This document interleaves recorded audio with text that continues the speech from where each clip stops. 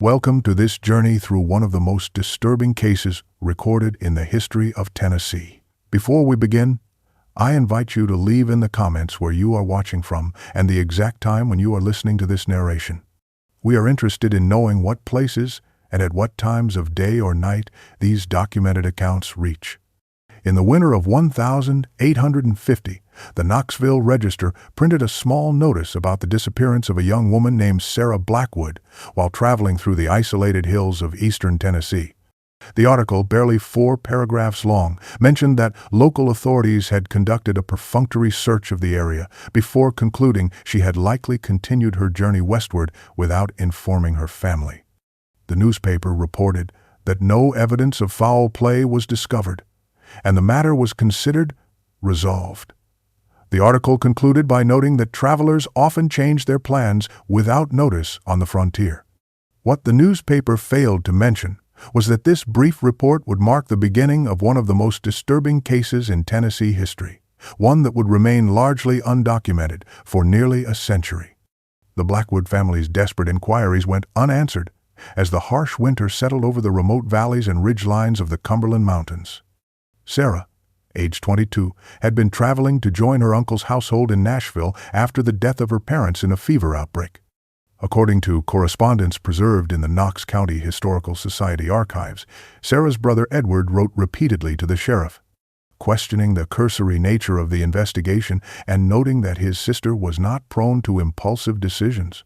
The authorities, however, considered the case unremarkable, as unmarried women occasionally used travel as an opportunity to escape family obligations or to elope. Without evidence of violence and with limited resources to search the vast wilderness, the official response remained perfunctory.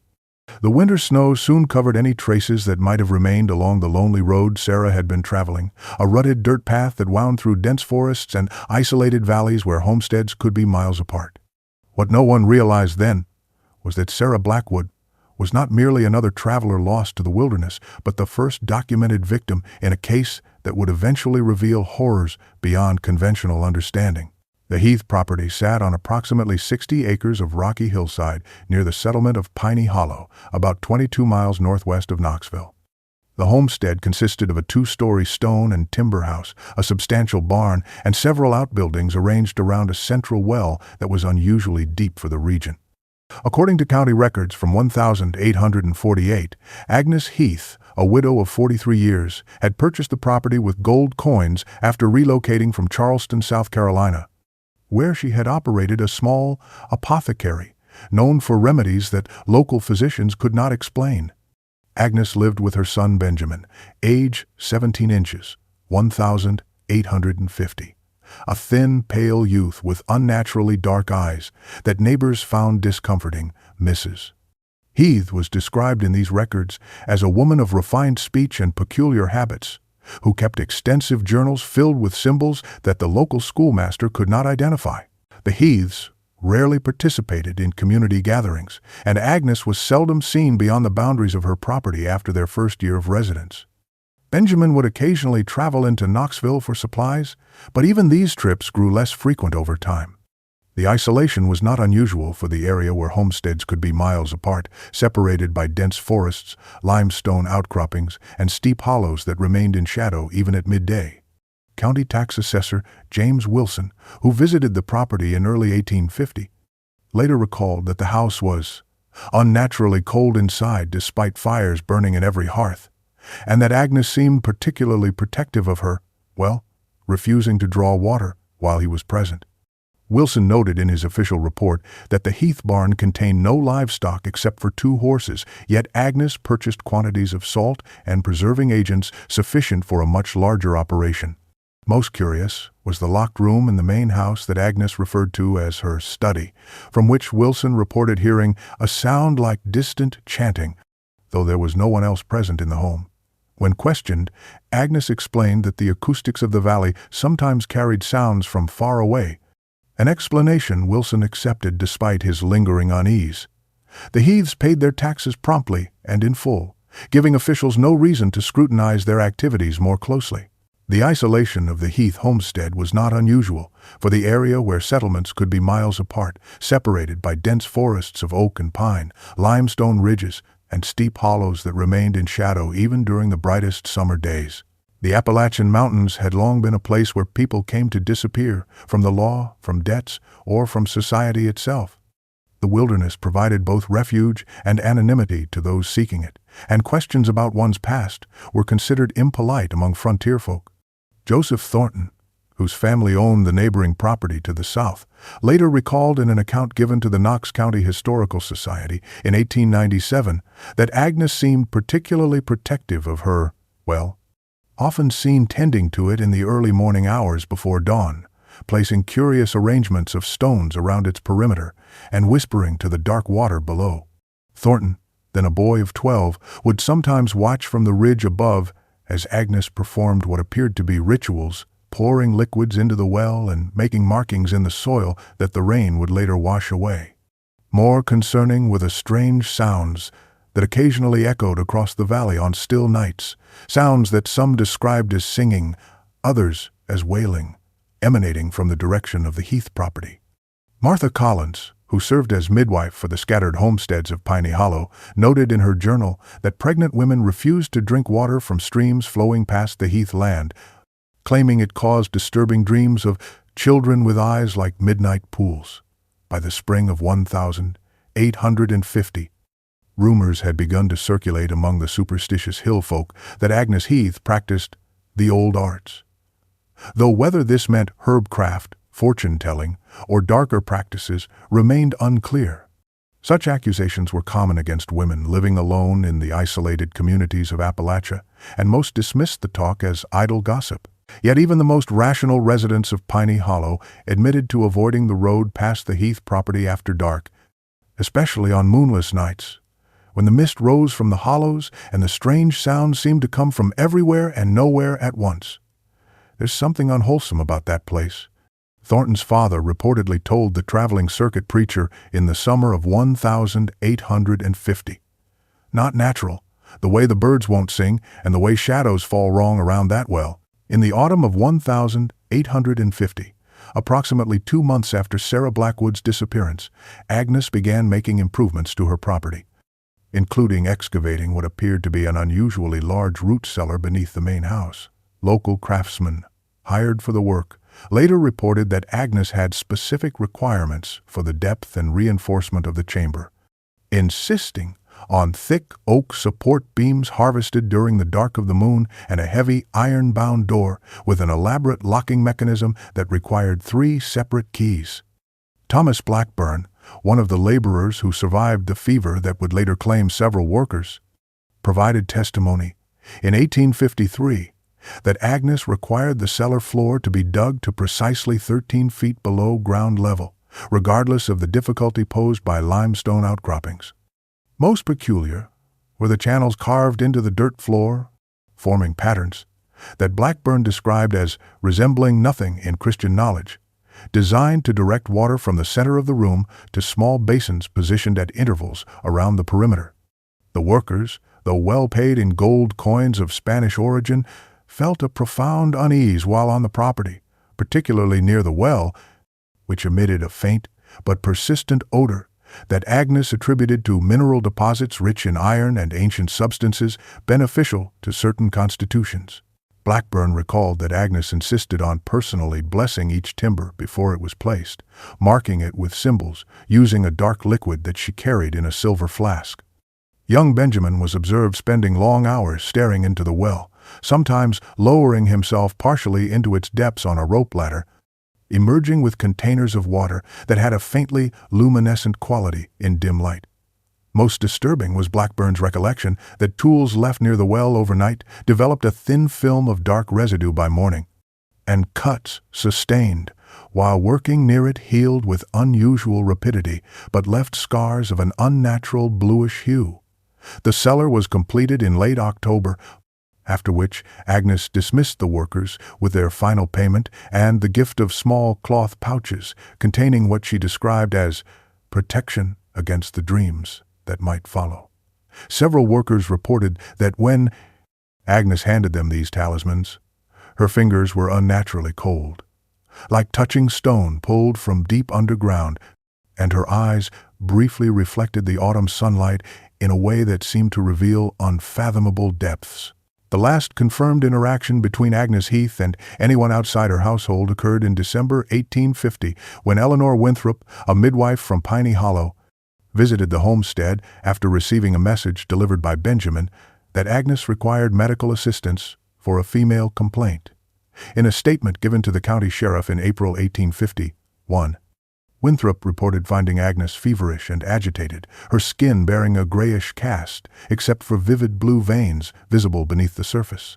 Agnes spoke in fragmented sentences about what dwells below and the price of knowledge, alternating between lucidity and trance, like states during which she addressed someone Winthrop could not see.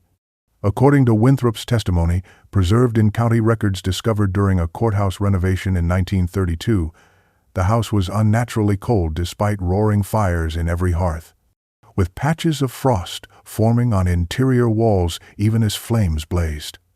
Most disturbing was the water Agnes periodically consumed from a silver cup that Benjamin refilled from a covered bucket, water that Winthrop described as having a faint luminescence, like moonlight trapped in liquid form, and an odor reminiscent of cave depths and things long buried. Benjamin remained at his mother's side throughout the visit, watching the midwife with unblinking intensity, his pupils so dilated that his eyes appeared almost entirely black.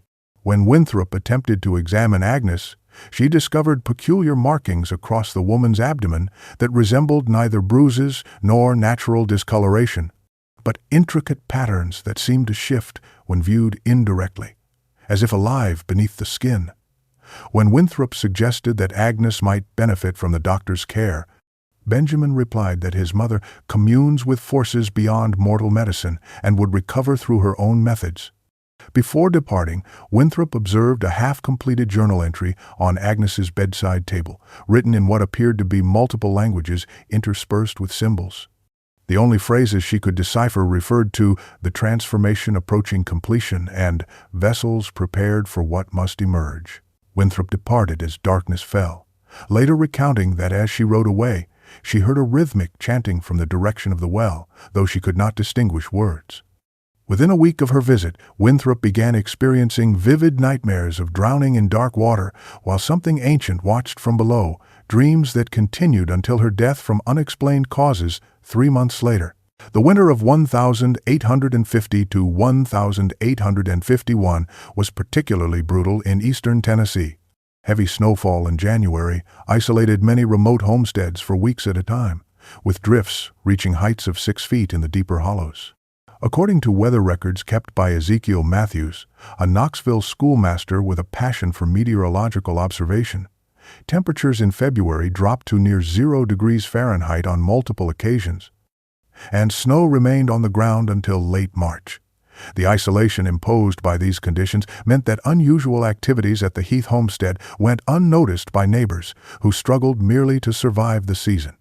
The few who glimpsed the property from distant ridgelines reported seeing lights moving about the grounds at unusual hours, particularly around the well, which remained curiously free of ice despite the freezing temperatures.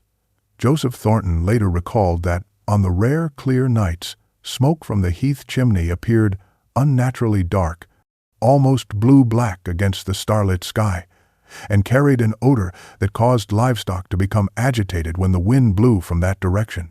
It was during this period, sometime between late February and early March, 1851, that Agnes Heathe's behavior allegedly transformed from merely eccentric to something far more disturbing. A journal recovered from the Thornton family archives in 1937 describes how Joseph's father, venturing out to check on a missing cow, observed Agnes and Benjamin dragging what appeared to be a large, cloth-wrapped bundle from their barn to the main house in the pre-dawn hours.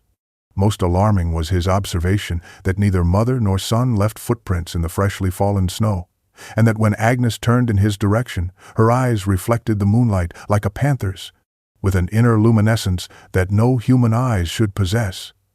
The bitter cold prevented further investigation, and Thornton chose not to report what he had seen, later claiming, "There are some things a God-fearing man, has no business inquiring about. By the time the spring thaw finally arrived, allowing regular travel between homesteads, visitors to the general store in Piney Hollow noted that Benjamin now conducted all business for the family, explaining that his mother had taken a vow of seclusion for religious purposes. Those who conversed with the young man found him strangely altered, more articulate, more confident, yet somehow less human in subtle ways they struggled to define. Archival records from Bennett's General Store in Knoxville show that Benjamin Heathe's purchasing patterns changed dramatically in March 1851. Store ledgers, recovered during a Historical Society cataloging project in 1923, indicate that on March 7th, he bought an unusually large quantity of salt, quicklime, candles, and lamp oil, enough to sustain a household for several months without requiring another trip to town. Also included in his purchases were several blank journals, bottles of iron gall ink, silver nitrate, and unusual herbs, not typically stocked, but specially ordered from Charleston for the Heathe's use. The store owner, Thomas Bennett, noted in his personal journal that Benjamin appeared uncommonly agitated during this visit, his hands stained with a dark substance that Bennett initially took for soil but which smelled of iron and decay. Most concerning was Bennett's observation that Benjamin's skin had taken on a grayish pallor, and that when he removed his gloves to count coins, his fingernails appeared blue-black, as if bruised beneath or stained with some indelible dye. When questioned about his mother's health, Benjamin reportedly replied that Agnes had transcended ordinary concerns and was one with the source. Bennett wrote that the young man's voice had acquired a peculiar resonance, as if another voice spoke simultaneously just beneath his own, and that his previously dark eyes now contained flecks of blue light that seemed to move independently, like luminescent fish in dark water. The coins Benjamin used for payment drew particular attention, as they included Spanish pieces of 8 and Portuguese escudos dating back more than a century, currency that had not circulated commonly for generations. When Bennett commented on the antiquity of the coins, Benjamin smiled in a manner the shopkeeper described as knowing yet utterly cold, and explained they came from depths where time flows differently. Bennett's final notation about this encounter mentions that after Benjamin's departure, the shopdog refused to enter the area where the young man had stood, and water in a glass left on the counter near his coins had developed a faintly blue tinge and tasted metallic. Within a week of this interaction, Bennett began suffering from recurring nightmares, featuring a stone well with something ancient stirring in its depths. Dreams so vivid that he consulted with Reverend Harland about their possible spiritual significance.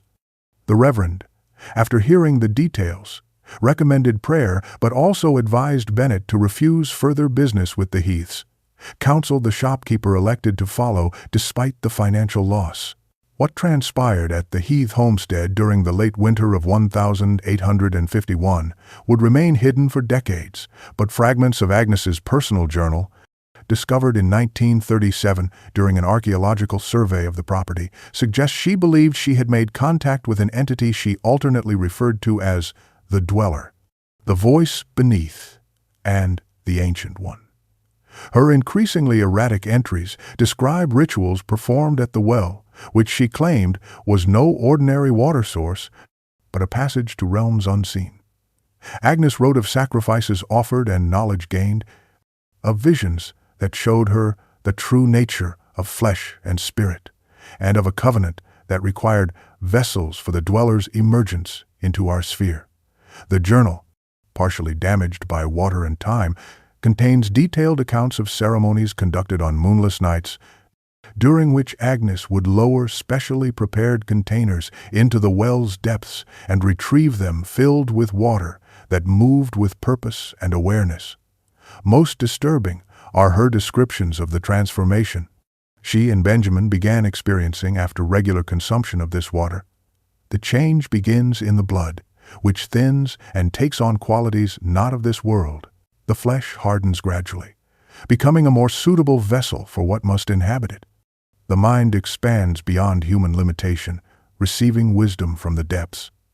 One particularly unsettling entry, dated the 17th of February 1851, describes how Agnes heard Sarah Blackwood's voice emanating from the well months after her disappearance. not in distress, but in transcendence, her consciousness preserved even as her form serves a greater purpose. The journal references a congregation of vessels being prepared in the root cellar, where those who drank from the well would complete their metamorphosis undisturbed by the sun's hampering rays. Professor William Hargrove of the University of Tennessee, who studied the fragments before their disappearance from university archives in 1939, concluded that Agnes suffered from a form of shared psychosis, likely induced by ergot contamination of their water supply. However, his private correspondence, discovered in 1976, reveals he was troubled by the chemical properties of residue found on the journal pages, which contained compounds not consistent with any known botanical toxin, nor with any geological formation native to the region. Between April and November 1851, 4 travelers were reported missing along the main road that passed near the Heathe property. Local authorities conducted cursory investigations, but found no evidence of foul play. The disappearances were attributed to the dangers of frontier travel, wild animals, accidents, or outlaws in the remote passes. Yet, as would be revealed later, each of these individuals had stopped at the Heathe homestead, drawn by the recently erected sign offering pure water and shelter for weary souls. Agnes, once reclusive, had evidently developed an interest in hospitality, particularly toward travelers without local connections. The first to vanish was Michael Donovan, a tinker from Virginia, whose wagon was discovered abandoned approximately 2 miles past the Heathe property, his wares still carefully organized, but no sign of the man himself. In June, James Cooper, a livestock trader returning from Nashville, failed to arrive at his destination in Virginia. Searchers found only his hat near a creek crossing.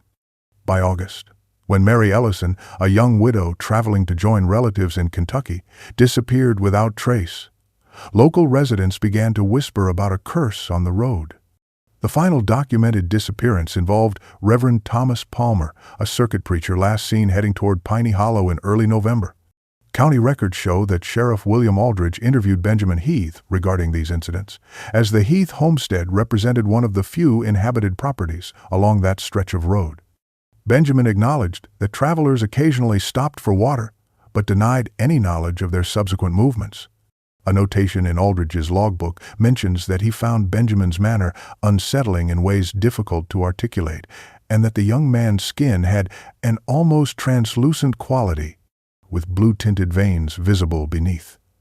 Most telling was the discovery, made decades later, of personal effects belonging to each missing traveler: Donovan's distinctive pocket watch, Cooper's ledger book, Ellison's locket, and Palmer's Bible, sealed in a metal box buried near the foundation of the Heathe well. Each item bore traces of a bluish residue that, when analyzed in 1938, contained minerals consistent with the unique composition of the well water, but also organic compounds that defied identification with the scientific methods of the time.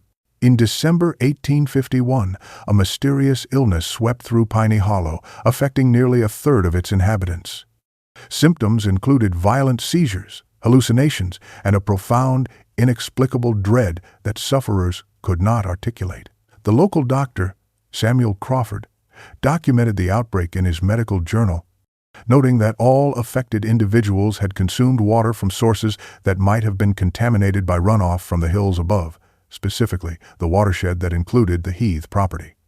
The illness claimed 7 lives before abating in January 1852, leaving survivors with recurring nightmares and an irrational fear of wells and deep water.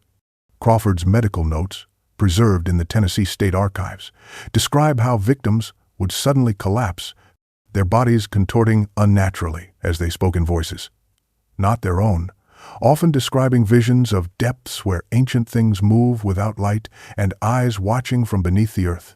Most disturbing were cases where the afflicted began to exhibit physical changes, skin becoming gray and hardened, veins darkening to an indigo hue, and in advanced cases, eyes developing a subtle luminescence visible only in darkness. Crawford initially suspected ergot poisoning, but noted that the symptoms corresponded to no known pathology in medical literature. Autopsies performed on the deceased revealed unusual alterations to internal organs, particularly the brain, which showed patterns of crystalline growth along the ventricles.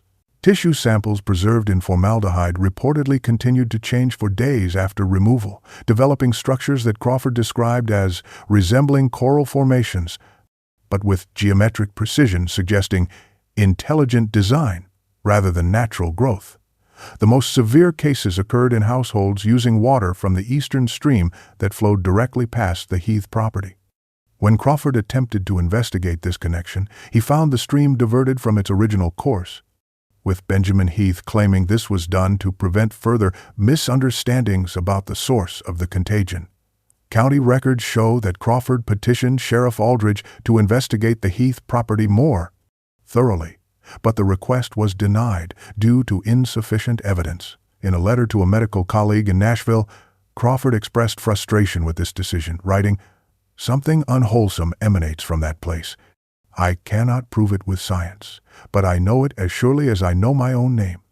The changes I observed in the victim's tissues defy natural explanation." Those who encountered Benjamin Heathe in town during the spring of 1852 noted disturbing changes in his demeanor and appearance.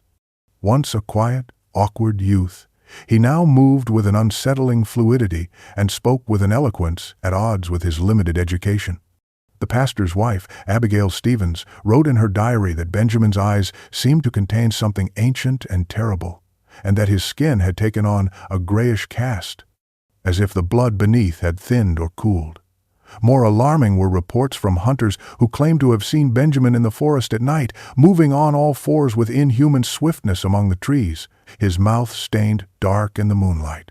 Thomas Bennett refused to serve him at the general store after an incident in which Benjamin allegedly predicted the exact time and circumstances of a stranger's death, a prophecy fulfilled 3 days later when the man was found drowned in a shallow creek with his eyes missing. Several witnesses described how animals reacted violently to Benjamin's presence, with horses rearing and dogs cowering or fleeing when he approached. Most disturbing was the account of 12-year-old Mary Wilson, who encountered Benjamin at the edge of her family's property and reported that his shadow moved differently than he did, sometimes stretching toward me even as he stood still. The child developed a high fever that night, and for weeks afterward spoke of the blue man who visited her dreams, showing her the world beneath the world. Dr. Crawford examined the girl and documented unusual markings on her arms where Benjamin had reportedly touched her, describing them as raised patterns, resembling writing in no language I recognize, with a distinct bluish tint that does not fade with time.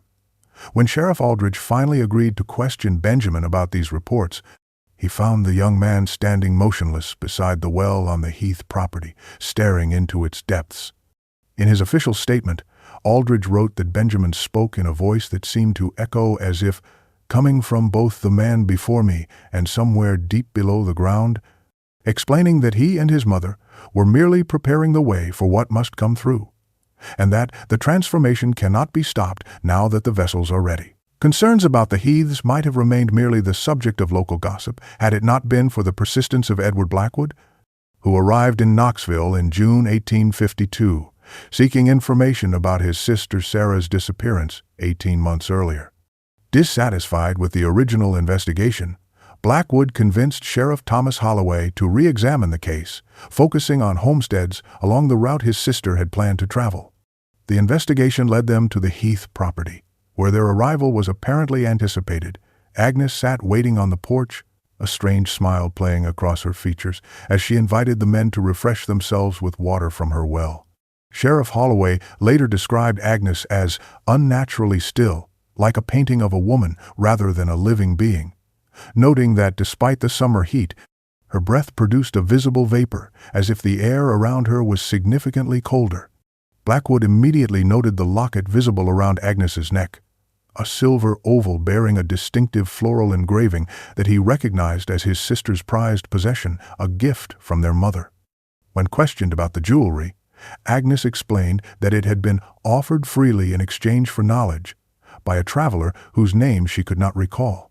The sheriff's journal, recovered from county archives in 1935, records his growing unease as Agnes led them through the property, speaking in a voice that occasionally slipped into unfamiliar cadences and languages.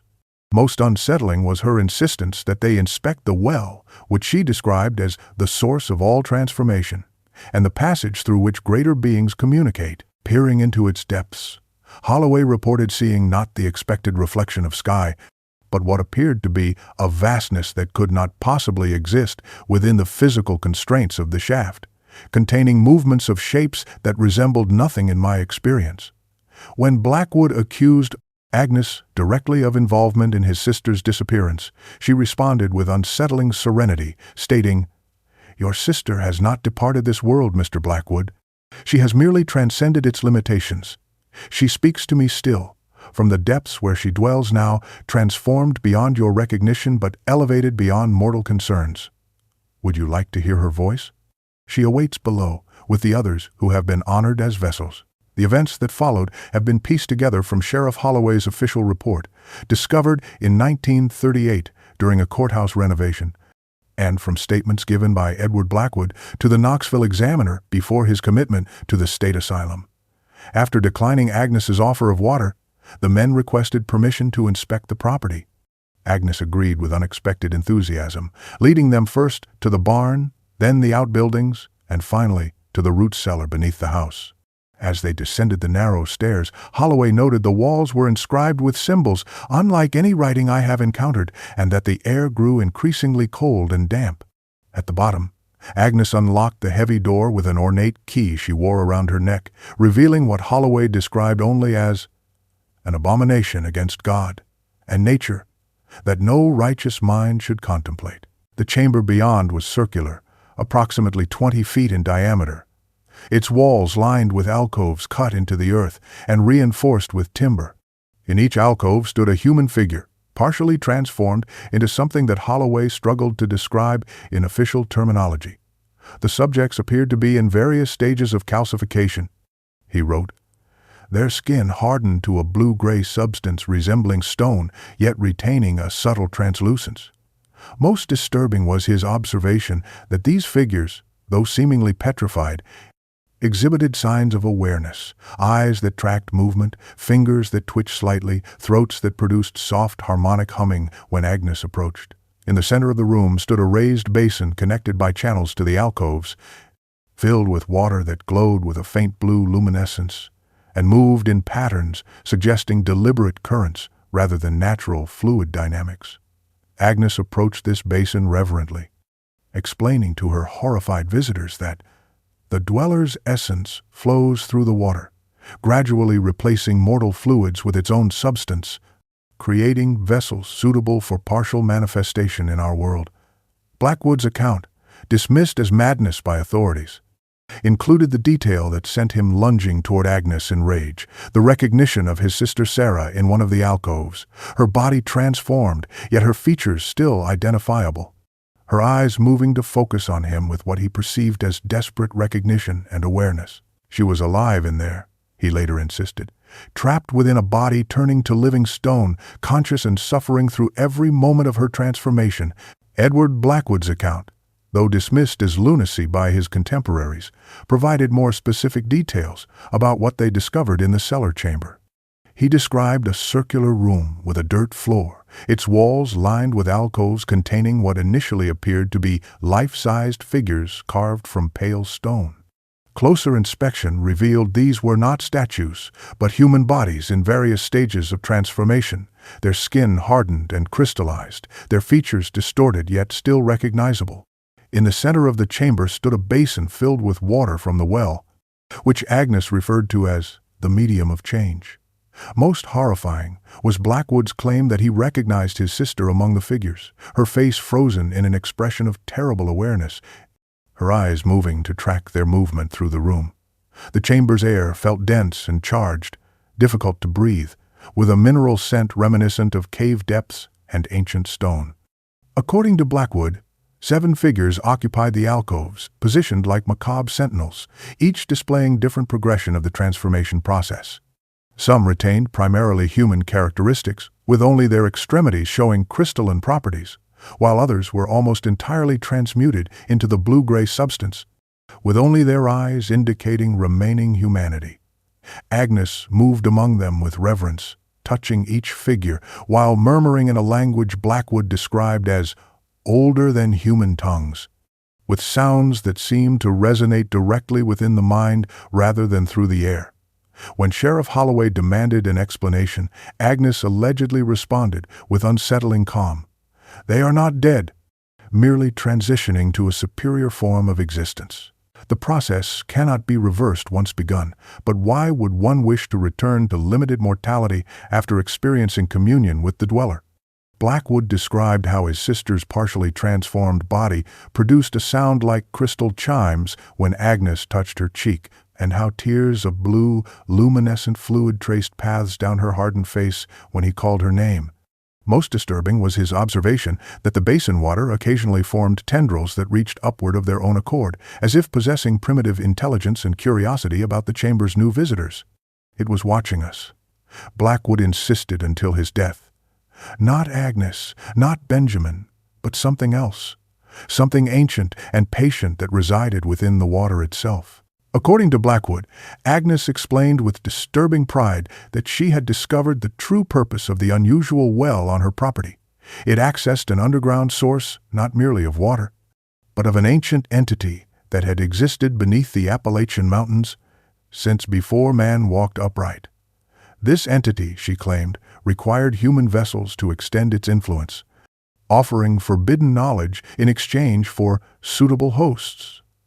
The transformation process involved ritual consumption of the well water, followed by a gradual replacement of bodily fluids with the entity's essence.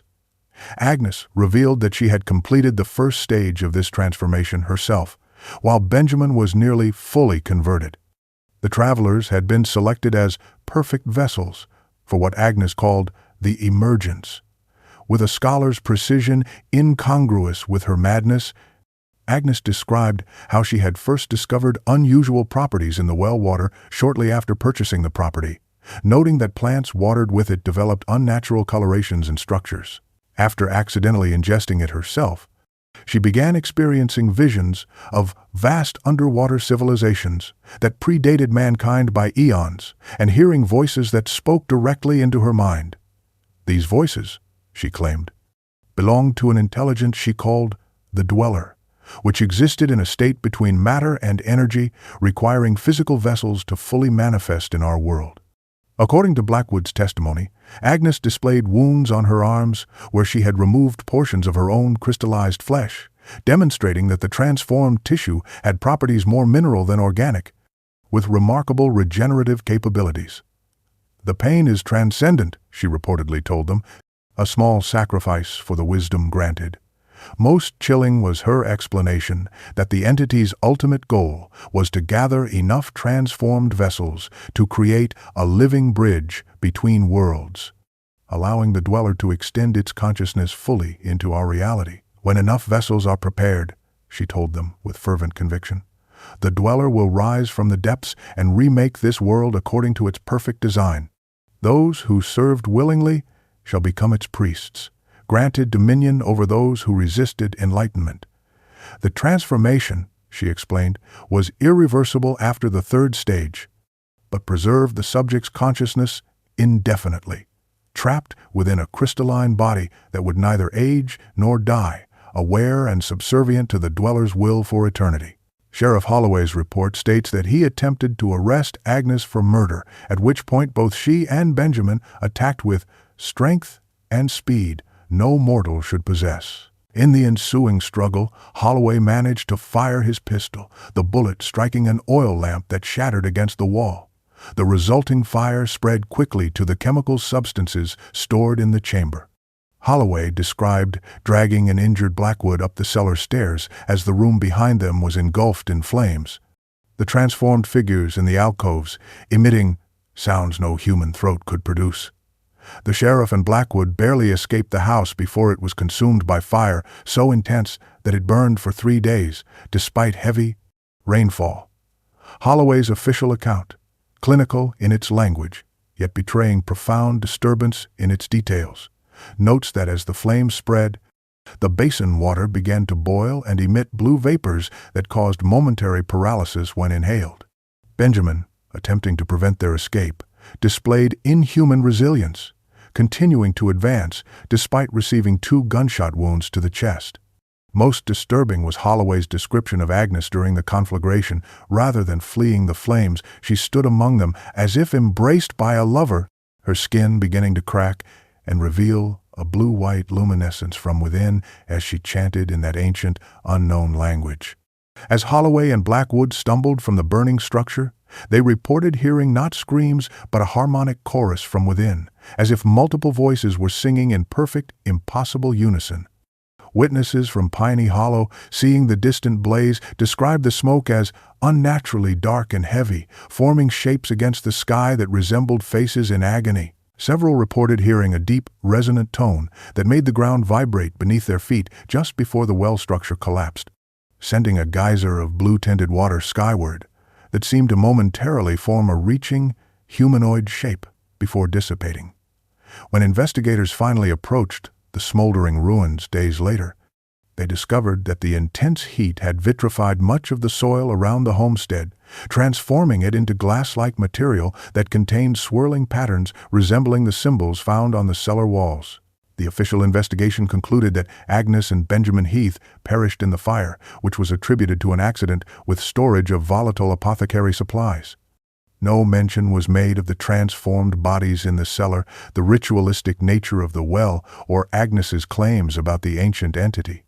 Sheriff Holloway's full report was sealed by order of the county judge and marked, "Not for public record, matters herein unfit for general knowledge." Edward Blackwood's increasingly frantic public accounts of what he had witnessed led to his commitment to the Tennessee State Asylum for the Insane, where he died in 1858, still insisting that the entity beneath the Heath property had not been destroyed in the fire, but merely returned to its underground domain. The Knoxville Register published only a brief account of the incident, describing it as a tragic conflagration resulting from improper storage of chemical compounds. County records from the period show that officials systematically discouraged further investigation, with Judge William Harrison writing in a private letter to Sheriff Holloway, "Some horrors, once glimpsed, must be buried from public awareness, lest they inspire morbid fascination or, worse, emulation." The remains recovered from the site were hastily interred in unmarked graves on unconsecrated ground, with the county coroner noting unusual properties in the calcified tissues that defied medical explanation, but attributing these anomalies to extreme heat exposure during the fire. Most telling was the decision to permanently seal the well with concrete and multiple layers of stone, an expensive undertaking justified officially as a public safety measure, but described in Holloway's personal journal as an attempt to bottle darkness that may ultimately prove futile. The property was declared uninhabitable and reverted to county ownership with strict prohibitions against future development. When a geology professor from Nashville attempted to study the unusual glass formations at the site in 1855, his request was denied with unprecedented involvement from state officials. Reverend Harland, who had ministered to Blackwood during his deteriorating mental state, documented the man's final coherent statement before his death.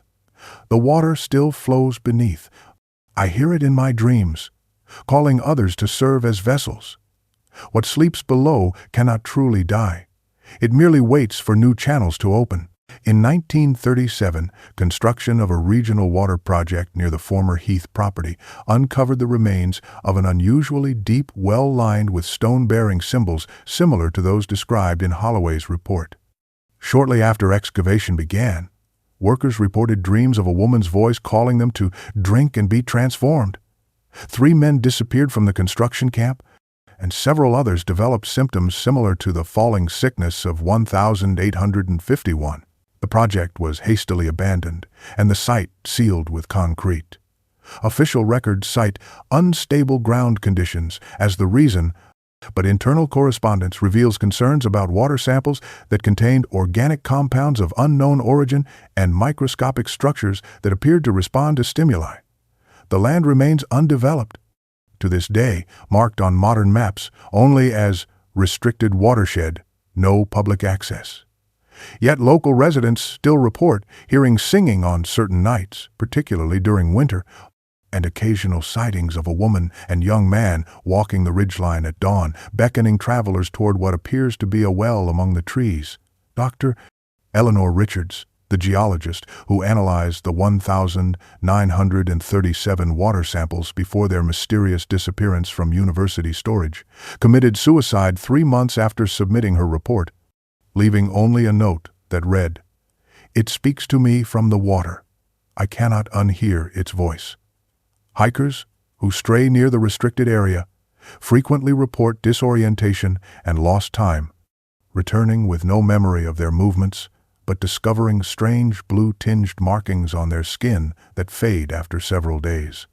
Most disturbing are the photographs taken by a documentary filmmaker in 2013, showing crystalline formations emerging from the ground around the sealed site, formations with internal structures resembling human anatomical features.